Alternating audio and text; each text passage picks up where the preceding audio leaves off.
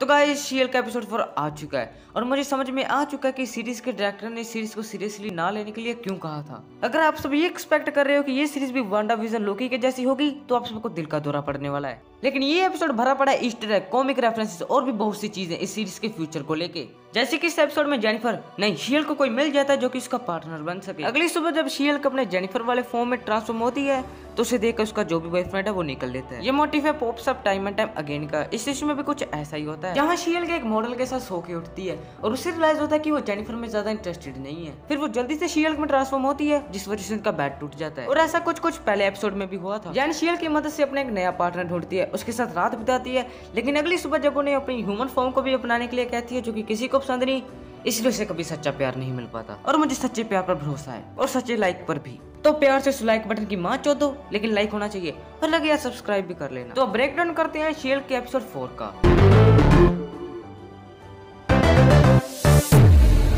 एक चीज जिसकी वजह से मैं 4 दिन तक नहीं सो पाया कि हमें इस सीरीज में जॉनी ब्लेस एके घोस्ट राइडर भी देखने को मिलेगा। ऐसा इसलिए क्योंकि ट्रेलर में हमें घोस्ट राइडर का पोस्टर देखने को मिला था और इस एपिसोड में हमें मिला क्या, डोनी ब्लेस एके चूतिया। अब एपिसोड शुरू डोनी ब्लेस की मैजिक परफॉर्मेंस के साथ होता है। हमें पता चलता है कि कामरताज में ये मिस्टिक आर्ट्स की ट्रेनिंग ले रहा था, लेकिन कुछ हफ्तों में छोड़कर भाग गया। डैनी का रोल प्ले कर रहे हैं रिहास कोरिको, जिनकी पत्नी इस शो के 9 में से 6 एपिसोड की डायरेक्टर है। अब समझ में आया इसको ये रोल कैसे मिल गया। डोनी अपने मैजिक शो में स्लिंग रिंग की मदद से पोर्टल ओपन करता है। अब मजे की बात यह है कि जॉनी ब्लेस भी अपनी चेन की मदद से पोर्टल ओपन करता है एजेंट्स ऑफ शील्ड में। डोनी की आउटफिट में हमें एक बढ़िया ईस्टर एग देखने को मिलता है। उसके गले में एक चेन होती है जिस पर एक बर्ड का लॉकेट होता है जिसकी बड़ी सी चोंच होती है, और ये कोई और नहीं बल्कि कॉन्शू का नेकलेस है। डोनी की ज्यादातर ट्रिक्स फेक होती हैं और वो हवा में उड़ने के लिए रोप का इस्तेमाल करता है। फिर वो अपने हाथों से आग छोड़ता है और ये मैजिक शो मेडिसिन को इंट्रोड्यूस करने के साथ एंड हो जाता है। और ये मेडिसिन दवाई नहीं है, इसको प्रोनाउंस किया जाता है MEDYSIN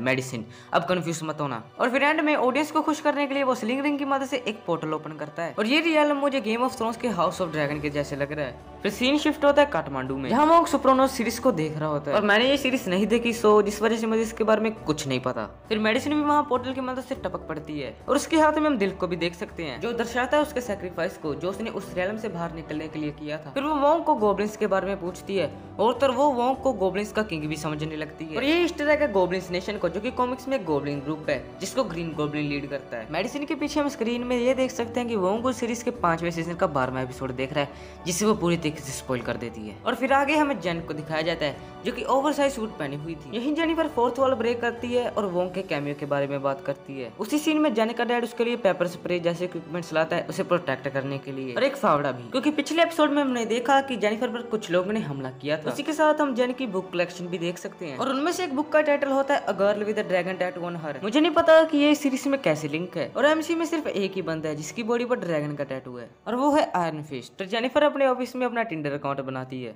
और उस कंप्यूटर की स्क्रीन पे एबोमिनेशन के सेल के बारे में काफी ज्यादा हिंट्स थे जिनको बताना बस टाइम की बर्बादी है। और उस टिंडर की स्क्रीन पर हमें एक क्यूआर कोड दिखता है जिसे स्कैन कर हम फ्री में शीयल की कॉमिक्स को पढ़ सकते हैं। आगे हम टीवी पर शीयल के और भी इंटरव्यूज देख सकते हैं, लेकिन उसी समय वहाँ वोंग आ जाता है। वोंग जेन को बताता है कि डोनी ब्लेस उसके मैजिक और मिस्टिक आर्ट्स का गलत इस्तेमाल कर रहा है बिना उसके नेगेटिव पॉइंट्स को जानने। और जेन को वोंग का पर्सनल कॉन्टैक्ट भी मिल जाता है जो कि सिर्फ गिने चुने लोगों के पास ही है। फिर एक बार में जेन और निकी वोंग के केस पर काम कर रहे होते हैं, तभी एक बंदा आकर उन पर लाइन मारता है, लेकिन बेचारे का मार्कर खराब निकलता है। फिर जेन निकी को अपना टिंडर अकाउंट दिखाती है जिसे निकी चेंज करने के लिए कहती है और शील के नाम से रखने के लिए कहती है। आगे जेन और वोंग ब्लेज के पास जाते हैं कि वो मैजिक का यूज करना बंद कर दे, लेकिन ब्लेज ठहरा चूतिया वो अपने कुछ मैजिक ट्रिक्स दिखाता है जहाँ वो एक बॉल को गायब कर देता है और फिर उस बॉल को वोंग अपने मुंह से बाहर निकालता है। जेनिफर फिर ब्लेज को कोर्ट का लेटर पकड़ाती है और वो दोनों वहाँ से चले जाते हैं। फिर जेन अपनी डेट अटेंड करती है जो कि बिल्कुल अच्छी नहीं चल रही होती। फिर जेन अपना टिंडर अकाउंट शीयल की प्रोफाइल से चेंज कर लेती है और मिनटों में उसे बहुत रिक्वेस्ट आ जाती है। फिर अगला दिन होता है वोंग के केस वाला दिन जहाँ डोनी अपनी घटिया मैजिक ट्रिक्स परफॉर्म करता है और फिर वोंग आखिर में मेडिसिन को गवाह के रूप में पेश करता है।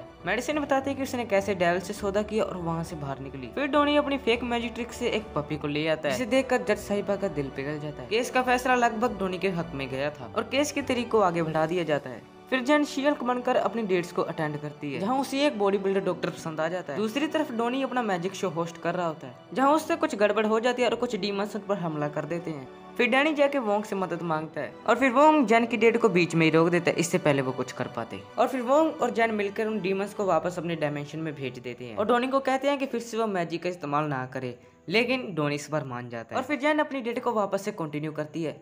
साला मुझे अभी तक नहीं पता चला क्या इनके बीच में वो घपाघप हुआ या फिर ऐसे रुखी सुखी डेट बिता ली। फिर वो अगली सुबह जब वो बॉडी बिल्डर शीयल को जेन के रूम में देखता है तो वो निकल लेता है। फिर जेनिफर के पास एक कोर्ट लेटर आता है। उस कोर्ट लेटर में टाइटेनिया ने जेनिफर पर केस किया होता है। केस ये होता है कि टाइटेनिया ने शीयल के नाम को पहले ट्रेडमार्क करा लिया था, अब जेनिफर उस नाम को यूज नहीं कर सकती। और बस इसी के साथ एपिसोड खत्म हो जाता है। वीडियो मजेदार लगी हो तो चैनल को सब्सक्राइब जरूर करना।